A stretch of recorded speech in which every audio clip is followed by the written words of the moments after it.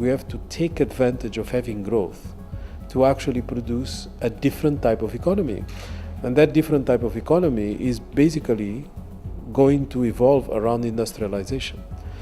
And so the next question is, how are you going to fund that? How is going to finance, this transformation? And that's what this forum is about, is to demonstrate that you are going to finance it first and foremost with internal resources. The 9th ADF Forum took place this year in Marrakech, Morocco. The Economic Commission for Africa's flagship event had a focus on innovative financing and the transformation of the continent through these very means. A plethora of attendees from across Africa were present in Marrakech, from the high-level delegates from the Moroccan government, the Executive Secretary of the Economic Commission for Africa, Dr. Carlos Lopez, and the presidents of Senegal, Ivory Coast, and the Prime Minister of Cape Verde. The forum specifically sought to explore new and innovative ways of accruing financing on the continent and had a focus on the following key thematic areas: domestic resource mobilization, illicit financial flows, private equity, new forms of partnership, and climate financing. One of the principal themes of this year's forum, the targeting of illicit financial flows, is of primary concern, as the revelation that as much as 50 to 60 billion US dollars is leaving Africa annually means this is having a direct impact on the transformation of the continent and, more importantly, the resources available for further development. The sessions aim to find funding solutions and common ground for financing structures away from the traditional donor-led economy paradigms. Discussions were frank and robust and sought to encourage delegates to share analysis on what financing initiatives are now suffering fatigue and to engage on new modalities to protect income and raise revenues internally on the continent.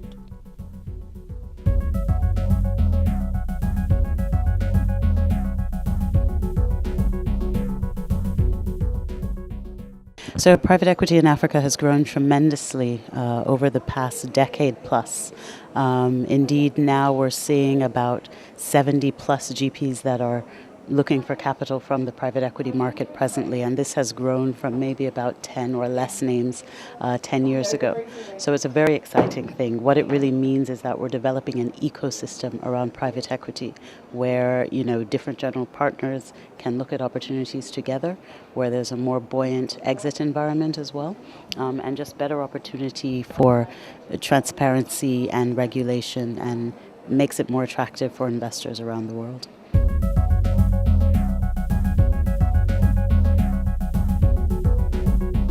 So the culture of private equity, it's very important that government and policymakers get behind the private equity story. As you probably know, for young businesses, for family-owned businesses, it's very hard to get capital on the continent. The banks, if they're lending at all, is at astronomical rates. So very important that they have additional channels of capital, and that's where private equity can really step in. And not only from a capital perspective, but really from a value creation perspective as well, and actually assist entrepreneurs and management teams in developing their companies to global standards to help them grow. So with regards to what we can do to ensure that we get to that point, we need to attract local capital to the story. The more you can attract local capital to the local story, the more the international audience is going to take notice. And that's already started to happen a great deal.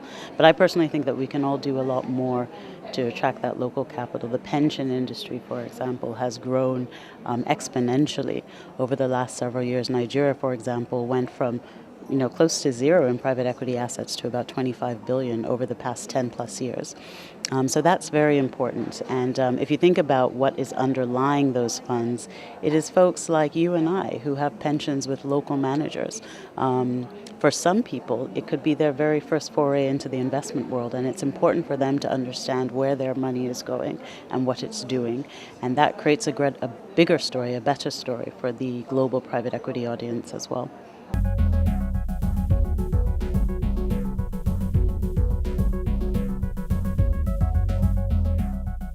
I think it's important to underscore the fact that investment is risky. So when anyone is taking an investment, it's on the understanding that they'll be able to get a return out of a particular investment, or there's a likelihood also that that return might not be there. But given the growth rate in Africa, what we have seen and experienced is that we don't want to end up with a large middle income economy who are basically consumers. We need to make investments because the need for these particular investments will be there given the growth rate of the African population. So in terms of return, it's something that you don't need to worry. I mean, Africa has had people coming in since 1890s, setting up. I mean, if we didn't have any resources to talk about investment in Africa, we should have stopped doing this 100 years ago. So we don't need to give an investor an assurance that, listen, this is good, you'll be able to get your money back. If people have been doing business in Africa for the last 100 years and they're still doing it now, it means that there is an opportunity for them to be able to get a return.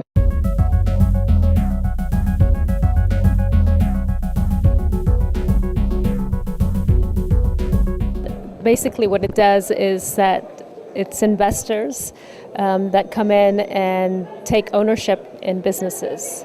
And they provide skills and knowledge in addition to capital, in addition to investment or funds to help expand the business. And I'm going to talk more about the SMEs. Many of our SMEs stay small because they're driven by families, by entrepreneurs, and they may not have the ability to grow the business because they're focused very much on what the business does in terms of the operations, but they may not have the capacity to grow the business. And so we're missing out on an opportunity to do that. So your private investor will come in, take some ownership, and help them grow the business. And so I think it's a very important tool to build capacity of these SMEs, to create jobs, and to support economic growth on the continent.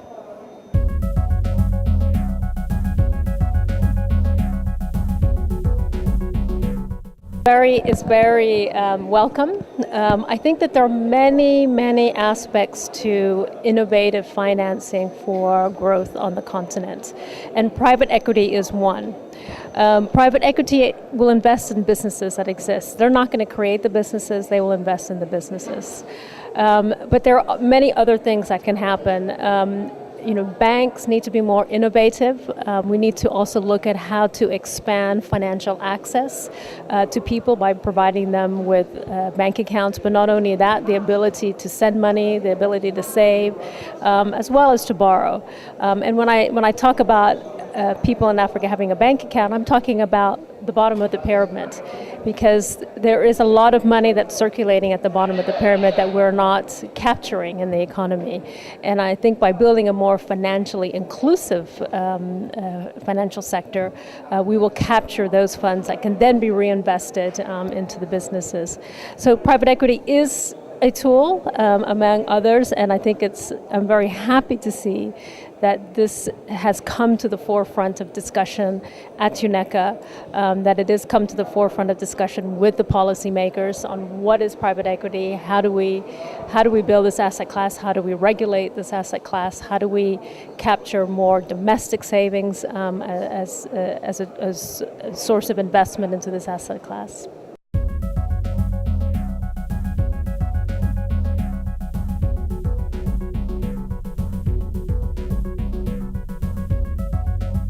The Africa Social Development Index is a tool that has been developed based on a request made by a conference of ministers for an African-specific indicator to measure exclusion on the continent.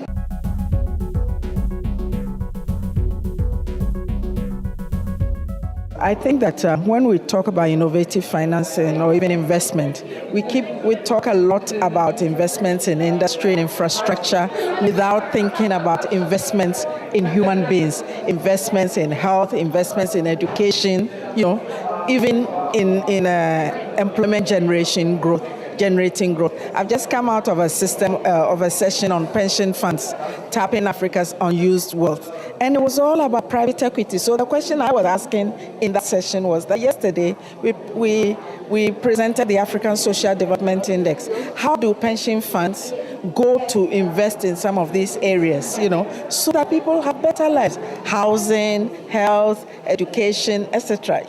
These are legitimate areas for investment, and they have a direct impact on people's well-being and livelihood.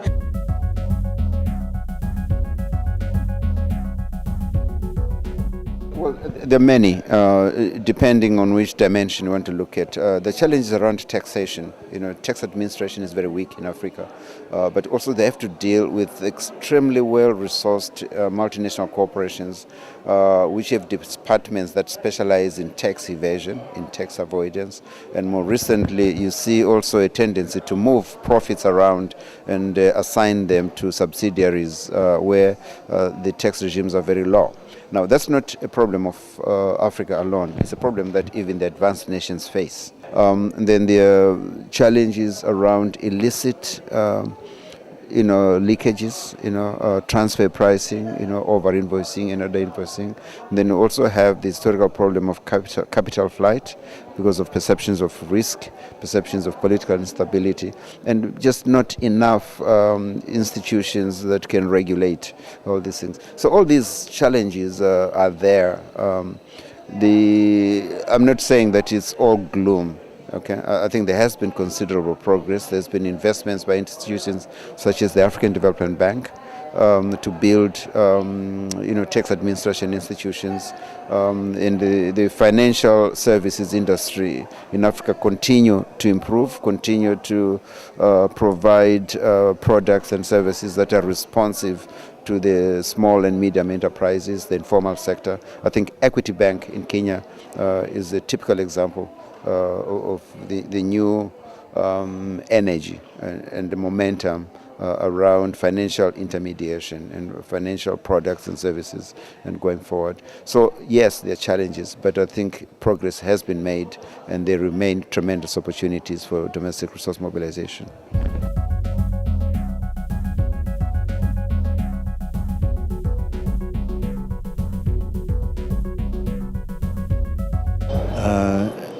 Specifically speaking for Transparency International, one of the tools that we have from the business sector side is dedicated to companies. So for a few years we've been looking at over 105 of the biggest multinational companies, and we're looking at their reporting practices. So we see from the publicly available information of these companies what they are doing and what they are reporting on anti-corruption, what they're doing and what they are reporting on a country-by-country basis. So it's not just their corporate reporting as a group of companies, but also on a country-by-country basis. And through that, we can also then make recommendations and see what touches most on the anti-corruption agenda, the illicit financial flows is, are they reporting profits where they make them?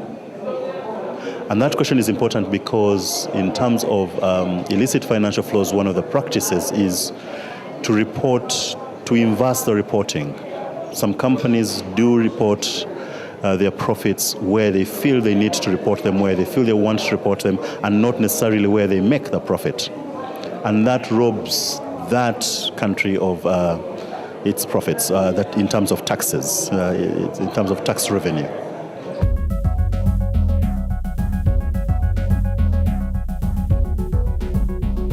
I think, as discussed, I think that point was touched upon by some of my colleagues on the panel. A lot of what is called illicit financial flows, as the chair put it, belongs to about 60% of it belongs to commerce, regular commerce, that is not illegal, that is not, it's not criminal. The criminal transactions and trafficking, and it belongs to about 35%, and then the bribery to 5%. So these 60% is using loopholes, is using regular weaknesses in institutions, weaknesses in the tax regulation frameworks of the countries, weaknesses in the laws, weaknesses in their judiciary systems, and in ways that they are able to get sometimes, or to be very specific, holidays, tax holidays.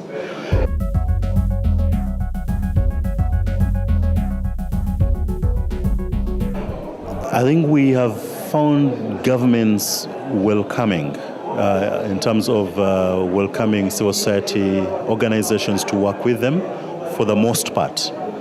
And that is encouraged. That is extremely useful. Governments and states do not always have all the relevant capacities. Civil society organizations can come on board with research capacities, advocacy capacities, and that can help with supporting and complementing the agenda, even as developed by the governments. Sometimes this has not been the case. Sometimes there's been a bit of reluctance, and that needs to be clarified, because the truth is this issue is so complex that we'll need all the actors on board to be able to make anything out of it.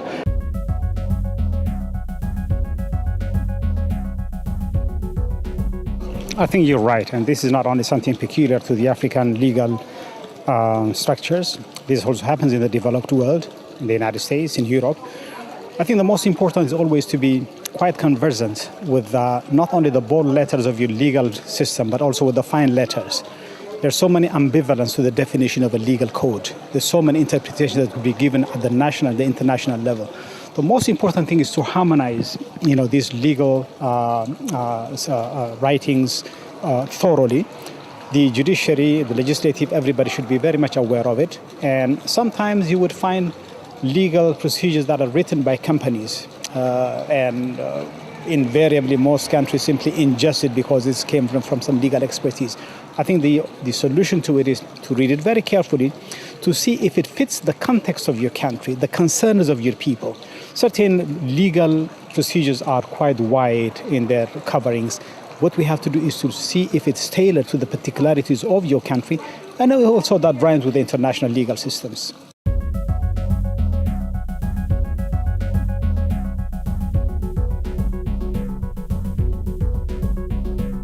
Yeah, the discussions we had in climate finance is basically that we need to mop up funds to solve climate issues.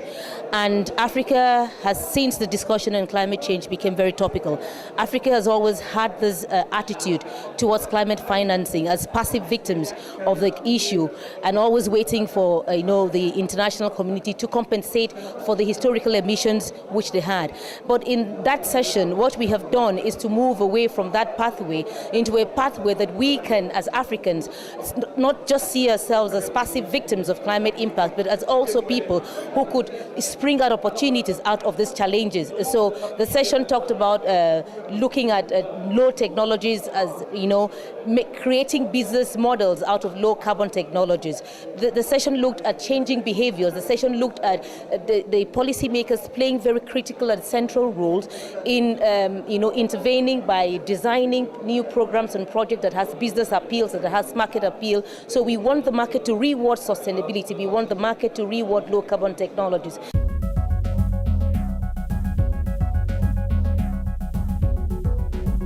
I think, first of all, when you look at Africa and the potential we have in the huge number of young people, the demographics already in themselves are a huge justification. If we can leverage the huge productive age cohort that is literally the numbers that we need, first of all, to influence climate change, but not just at an advocacy level, which is where many young people have been involved, but more so across the value chain of climate change, and getting into issues like agribusiness, which brings into consideration issues like product development, market participation, innovation, ICT, mobile applications. All these are ingenuity of young people that can be leveraged to make agriculture much more productive, especially in this 21st century.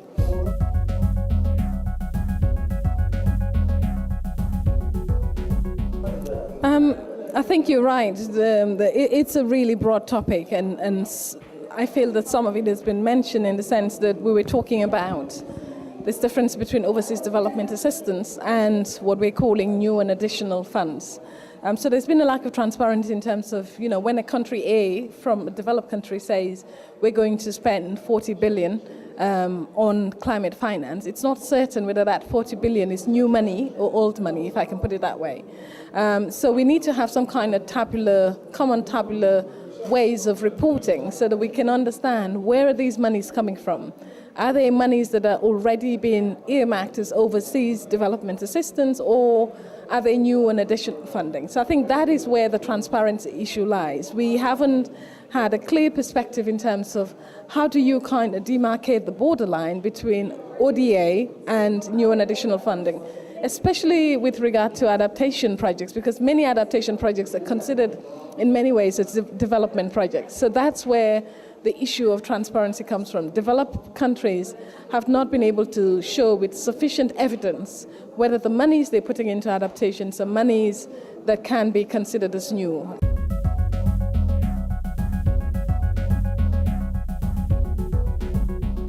There's a lot of adaptation projects that have been done with a number of development agencies. My sense is that what we need to do is to see how we ramp this up, how we scale it up, how we make it more impactful. There are projects that have been done to help farmers basically in terms of seasonal forecasting so that they can have the information available on time and be able to say, okay, this is what we're going to expect from this year in terms of rains or no rains.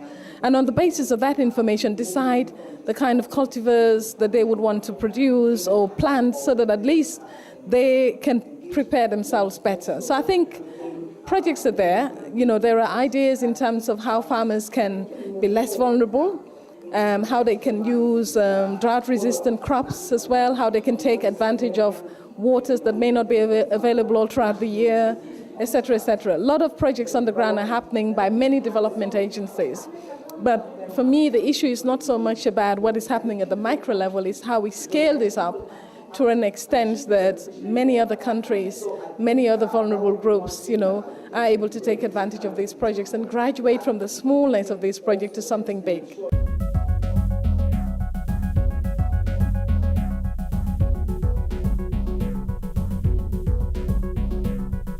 Notre action, notre activité, on est une alliance internationale d'autorités locales, donc à la fois des villes, à la fois des régions, des provinces, etc.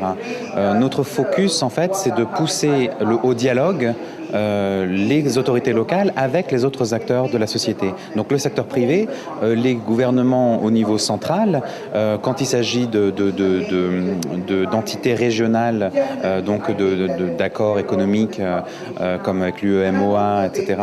Donc d'avoir des vraies instances de dialogue, de créer des canaux qui permettent de défendre la vision des autorités locales sur le développement. Et notamment, pour ce qui est du FMDV, de travailler sur deux axes fondamentaux qui sont structurants des débats, qui sont le développement économique local et l'ingénierie financière. C'est-à-dire que dès l'instant où on parle de développement, de partenariat, il faut que cette discussion s'arme autour de mécanismes, de méthodologies de travail en conjoint. Et en général, la question qui fâche, c'est la question des finances, c'est la question de l'économie. Donc quel est le format de cette économie que doivent adopter les autorités locales, que doivent adopter les gouvernements centraux, que doivent adopter le secteur privé, que doivent adopter la société civile pour aller de l'avant. Comment est-ce qu'on configure ces outils? Quel type de banque? Est-ce que c'est une banque traditionnelle sur laquelle on n'a pas de contrôle, qui investit sur les marchés financiers, dans la spéculation? Ou est-ce que c'est une banque coopérative, une banque qui est basée, qui prend l'épargne locale pour la réinvestir localement et qui n'est pas là pour la pomper, pour aller l'investir sur des territoires qui sont déjà riches, qui n'ont pas besoin de ces investissements? Donc ça, c'est un exemple typique. Et donc le Fonds mondial dessine des ingénieries qui permettent de faire le pont entre ces différents acteurs et d'ancrer les richesses locales au niveau local, de faire en sorte que l'économie locale développe, finance le développement local.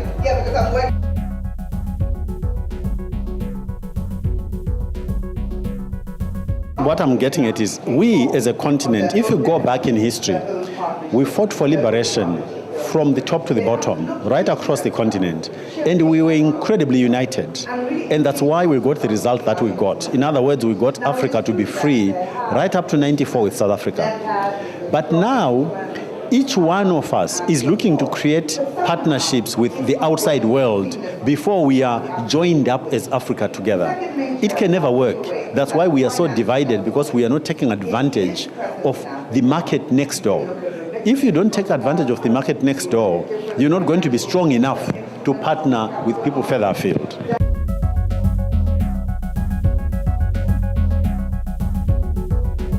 The new partnerships can benefit Africa if Africa can be able to know what their interests are and be able to defend them. And this is one of the mistakes which Africa has made, going into partnerships without knowing exactly what Africa wants out of the partnership, and also putting resources to enhance those partnerships. So what came out here was that Africa, one, should be able to define and articulate its interests, negotiate those interests, but also put resources to be able to achieve what they set out to do.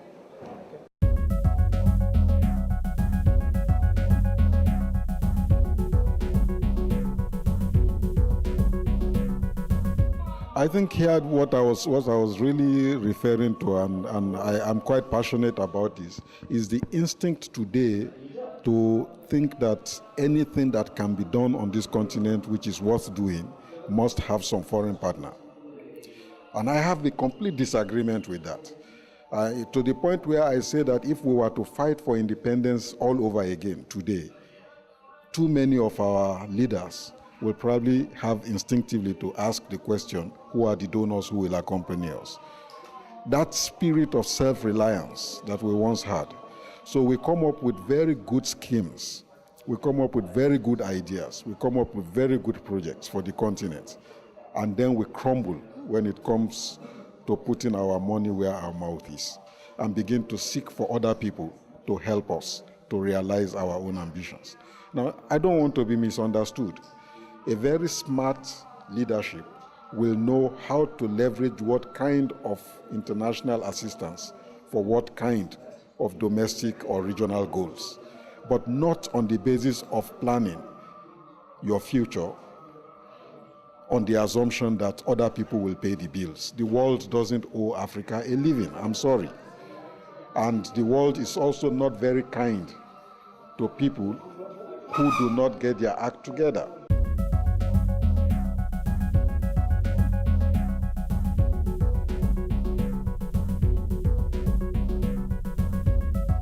Well, you know, it's tragic that because of Ebola, we kind of have a focus and an emphasis on the primary health care, which should have been a concern of ours for a long time. Sometimes we don't consider the global public goods responsibility on these issues, and that's why we have seen some of the institutions in charge of these issues internationally, such as WHO, having a dwindling contribution. Not long ago, about 2 years ago, they were actually reducing their budget for about a third. And we see the consequences is that we don't have a treatment of global public goods as we should. I think the investments in the health sector have actually gone up in Africa in general, but it's far from being what is needed or from covering what is needed. In Guinea, in the latest Mo Ibrahim index, Guinea actually goes up in terms of health systems, transformation, and some of the indicators are quite positive. But we must also say that when you have something like Ebola that is not known, it can create easily panic, hysteria, and also it can undermine the systems that you have if they are fragile. We are seeing that even in European countries, there is a bit of fragility because they don't know exactly this particular disease. So I hope that we are going to look into this area and this sector with a structural eye and not just when there is a panic and an emergency.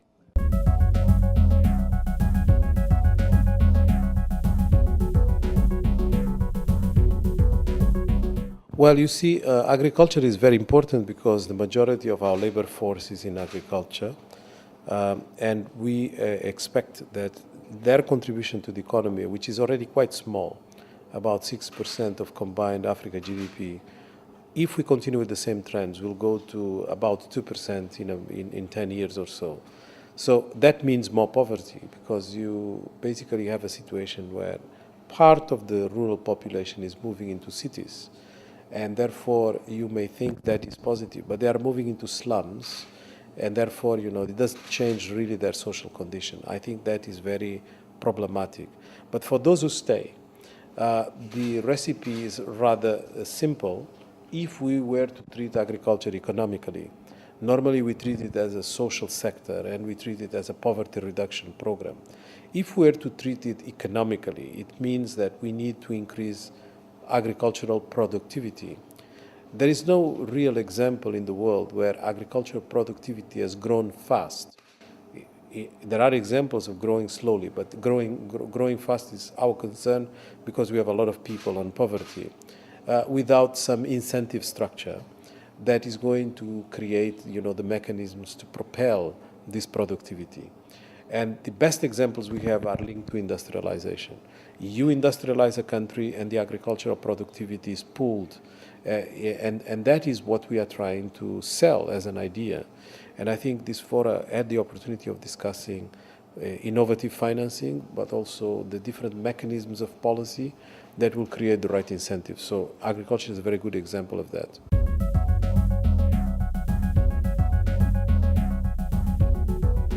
Well, illicit financial flows, first we have to look into its complexity. There is a part that is outright criminal.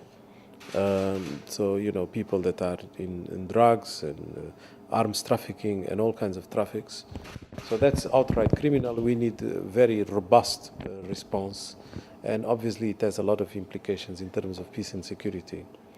Then you have another part that is not necessarily appearing as criminal, even illegal, but is hidden.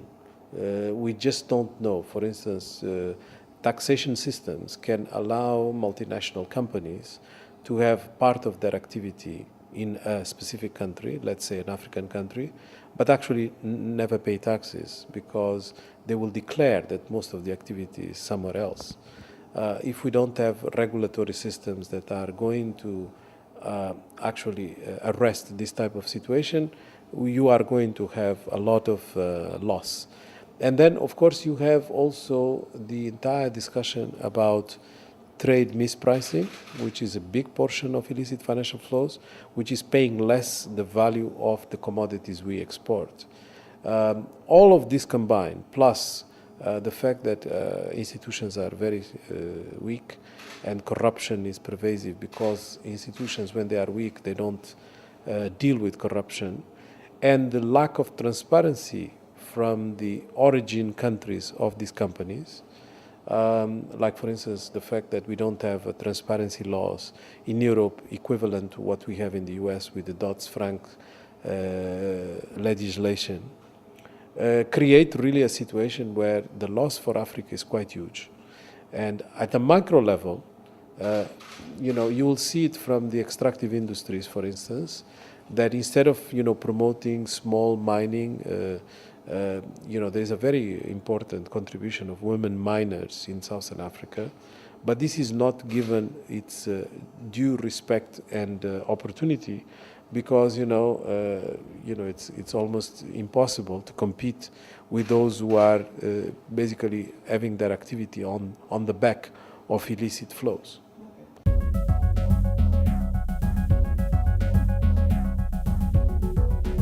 I think it's important for us to first say that the record is not very favorable to Africa in terms of various funds that have been created in the past. They had a target to support the most affected countries in need, and in reality that has not happened. The Global Environment Facility was created for that purpose, and eventually only 7% of its funds came to Africa. Now there is the Green Climate Fund, and there are other mechanisms that are being put in place. The RED is another one. All of those, Africa is not taking the full advantage of the opportunities that are announced. Not because Africa doesn't want, not because Africa is not prepared, but because the complexity that is associated with this type of funding makes it very difficult for a small entity or even a small country to be able to present meaningful bankable projects. So we have to change this. And that's why we are talking about climate financing as an innovative way of changing this picture, starting already with the creation of our own climate financing mechanism, which is part of a joint initiative by ECA, ourselves, African Development Bank and the African Union, which now has a fund based in the African Development Bank to deal with climate financing in Africa. It's a small amount, but that one at least we control, and we know it's a very good start for us to start changing the debate about how to handle this type of complexity.